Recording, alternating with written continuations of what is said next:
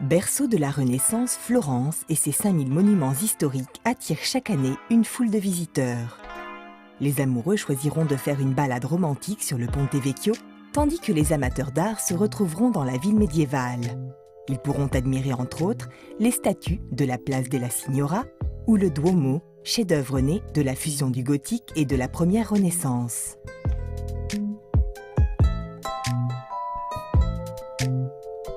Dans le quartier de l'église de Santa Maria Novella, à l'écart de l'agitation touristique, se trouve la Casa Howard. Cet appartement-hôtel confidentiel est tenu par un couple d'Italiens. Ils ont déjà ouvert 2 établissements similaires à Rome, c'est leur premier à Florence.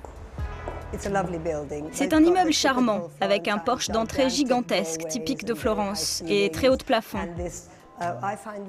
Je trouve qu'il a un air très sévère, mais très rassurant, avec ses pierres grises et la grille de protection.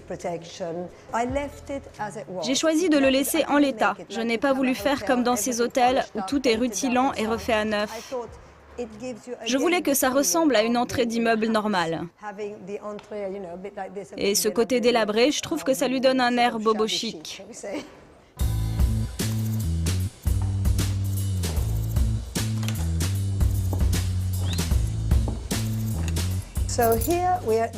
Donc ici, nous sommes dans l'entrée de cette maison florentine. C'est là que nous accueillons nos hôtes.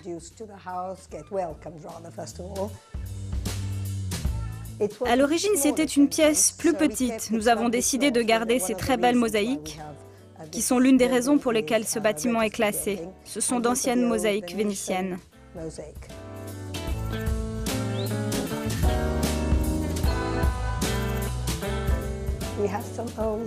Vous pouvez voir quelques vieux amis de la famille accrochés au mur, un peu partout. Ils sont de la branche de mon mari. Beaucoup de ses ancêtres nous ont suivis dans nos demeures successives et on les a gardés au mur.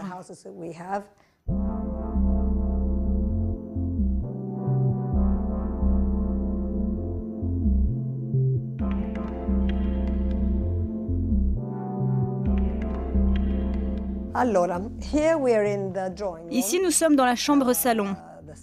C'était l'ancienne salle de réception de la maison.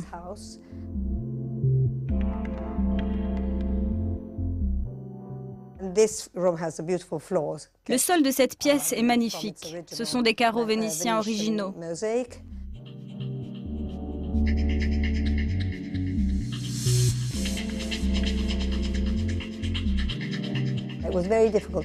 La couleur des murs a été très difficile à obtenir.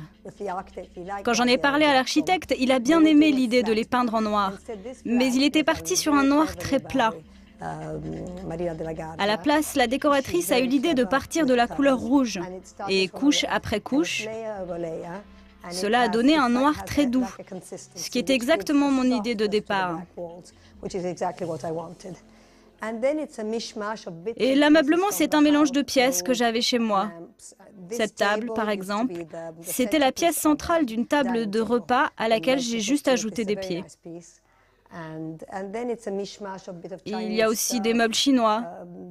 Ces chaises-là, vous pouvez les ouvrir pour vous asseoir un peu partout dans la chambre.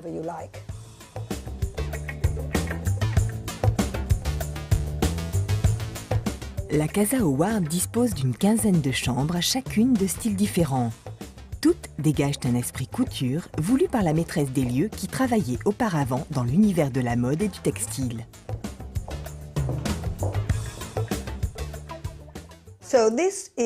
Voici la chambre terrasse.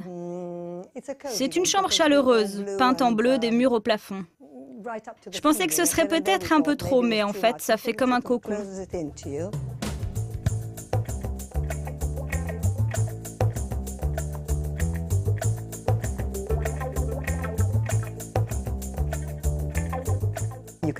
Vous pouvez amener votre chien, il y en a un peu partout sur les murs. Je suis folle des chiens.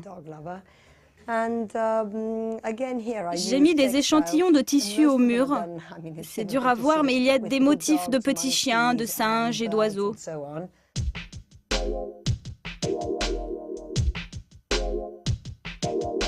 La tonalité animalière se poursuit dans la salle de bain avec ses photos d'animaux sauvages alignés sur le mur et toujours la couleur bleue qui prédomine.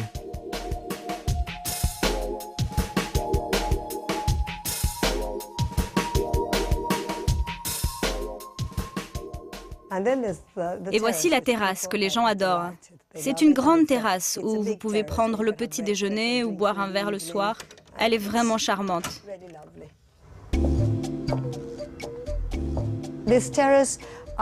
Pour habiller cet endroit, j'ai fait appel à une paysagiste réputée. Quand j'en ai parlé à mon mari, il m'a demandé est-ce qu'on a vraiment besoin de quelqu'un pour ces terrasses et ces jardins microscopiques que nous avons?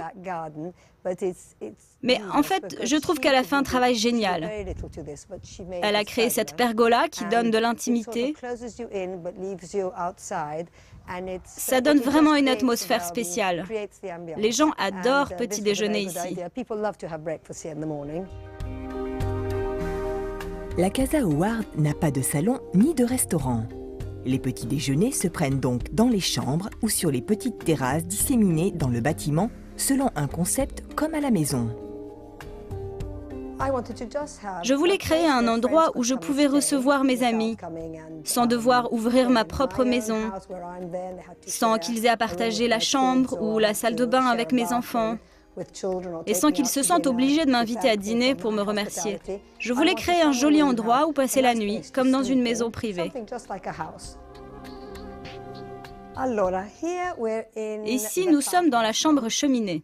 On l'a appelée comme ça parce qu'il y a 2 cheminées qui fonctionnent.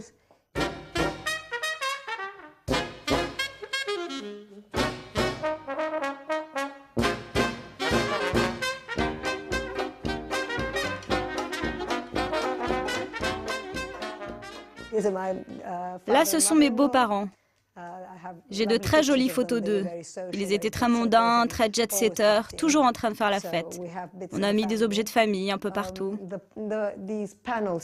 Ces panneaux, c'est une idée de Fabrizio Cuniberto, l'architecte qui m'a aidé à décorer la maison. Il travaillait à l'époque pour un très bon antiquaire. Et il y avait chez cet antiquaire ces panneaux, très connus.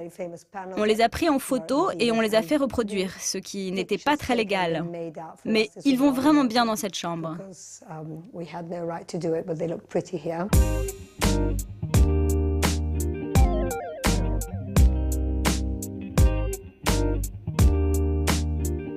Baignoire rétro posée au centre de la pièce, sol recouvert de parquet ancien, fauteuil en cuir confortable. Toutes les salles de bain de la Casa Howard ont été décorées comme dans une maison de famille. L'endroit idéal pour se prélasser après une longue journée de marche dans les musées de Florence.